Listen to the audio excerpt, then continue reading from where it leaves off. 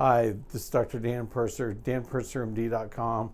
I'm talking to you today about depression as it's caused by MTHFR. I think it's a really common cause of depression. MTHFR is a set of genetic errors that can occur, and they're on gene 1 at the A1298 position on gene 1, and so the lower part of it, and the 677 position, the upper part of the gene.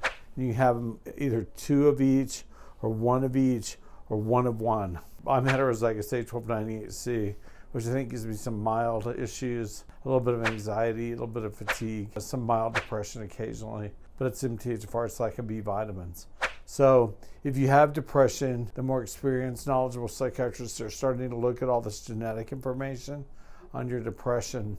I would start with methylation errors like MTHFR and MTHFS, and some of the others. COMT is another one. MTHFR, which is really common out here in Utah, it's really common here because everyone's descended from Northern European or have some bit of Northern European heritage in them. And that's like Sweden, Norway, Denmark, where MTHFR started. And so that's why Utah is probably the Prozac capital of the world. We're often called that. Everyone out here seems to be on some kind of antidepressant.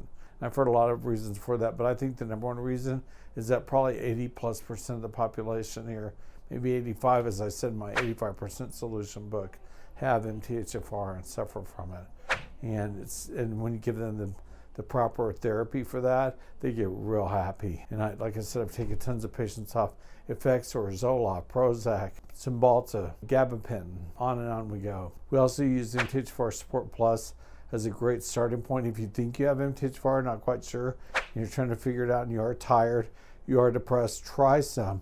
You'll know within about 2 or 3 days to a week. Consider that as a possibility and maybe a more natural option for your depression. This is Dr. Dan Purser. God bless and go in good health. Low testosterone in women. Most doctors don't even check testosterone in women or don't think it's important. It's very important. It's what gives you muscles. It's what helps your joints. It's what keeps your, kind of a touchy subject, but keeps your vagina moist and your libido strong. It's very critical.